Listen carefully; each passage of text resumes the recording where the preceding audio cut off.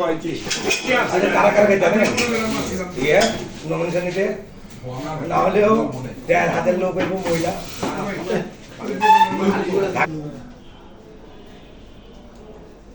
কত নববর্ষেরই পারে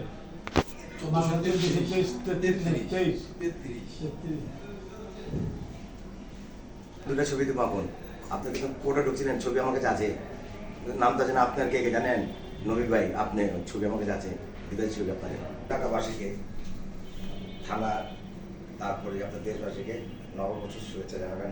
ওয়ালাইকুম আসসালাম। কেমন আছেন? আলহামদুলিল্লাহ। জি আপনার পরিচয় দেন।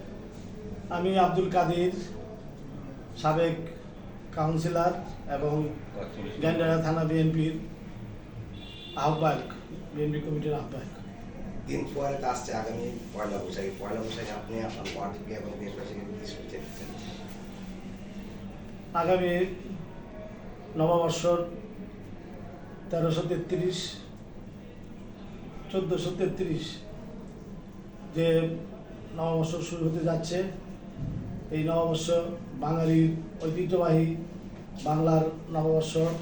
আমি আমার এলাকা এবং থানা এবং সারা দেশবাসীকে আন্তরিক ধন্যবাদ জানাই, যারা আজকের এই স্বাধীন দেশের সার্বভৌমত্ব নতুন রাষ্ট্রের যে রাষ্ট্র গঠন করা হয়েছে সেই রাষ্ট্র গঠনের বাংলা নববর্ষ উদযাপন করতে যাচ্ছে। আমি সকলকে আবারও আমার মনের পক্ষ থেকে, নিজের পক্ষ থেকে অশেষ ধন্যবাদ জানাই এবং কৃতজ্ঞতা প্রকাশ করছি, যাতে সারা জাতি আগামী দিনে নববর্ষর শান্তিপূর্ণভাবে উদযাপন করতে পারে।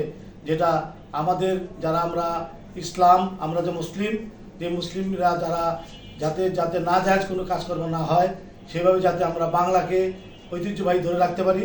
যেটা আমাদের গ্রাম্য যে বৈচিত্র্য আছে সেটাকে আমরা যেমন ধারণ করতে পারি, সেই ধারণের বুকে নিয়ে আমরা আগামী নববর্ষ উদযাপন করব।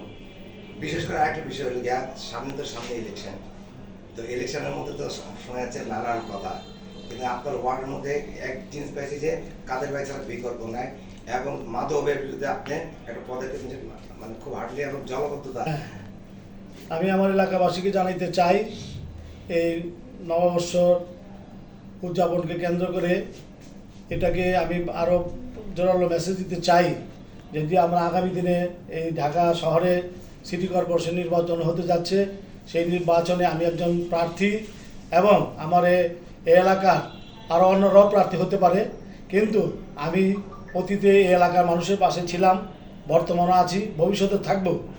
আমার এই এলাকার আমি মনে করি এখানে আমাদের প্রথম কাজটি হবে এলাকার উন্নয়নের রাস্তাঘাট, জলাবদ্ধতা এবং যে আমরা বর্তমানে যে গ্যাসের সমস্যা ভুগছি সেটাকে উত্তরণ করা এবং এলাকা যারা মাদক নিয়ে আপনার মাদককে যারা উৎসাহিত করে, মাদক নিয়ে যারা চলাফেরা করে, তাদের বিরুদ্ধে আমাদের সংগ্রাম।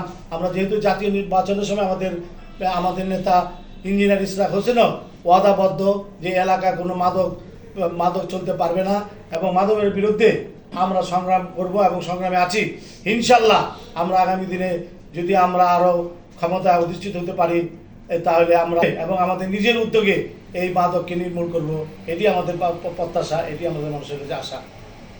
আরেকটা বিষয় হলো গিয়া নতুন প্রজন্মরে আপনারা কি বলতে চান, মেসেজ দিতে চাচ্ছেন?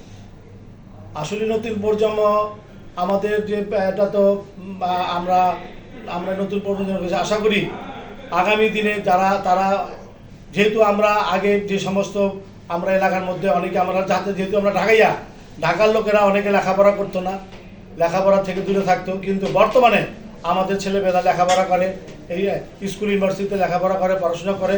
ইনশাল্লাহ তাদের জ্ঞান গরিমা অনেকটা তারা দেশবাসীর কাছে ফুটিয়ে তুলতে পেরেছে। তাই আমি আশা করব এই আমাদের যারা ছেলেমেয়েরা তরুণ জন্ম আছে, তারা আগামী দিনে এটা একটা সরকার এবং দেশ এবং জাতিকে তারা এমন একটি উপহার দেবে, যাতে তারা ভবিষ্যৎ বাংলাদেশ তারাই করবে, তারাই ভবিষ্যতে থাকবে। তারা এই মাদক বা অন্যান্য অসামাজিক কাজের জন্য সচেষ্ট হবেন এবং তারাই এটার বিরুদ্ধে সংগ্রাম করে যাবেন, এটাই আমি কামনা করি।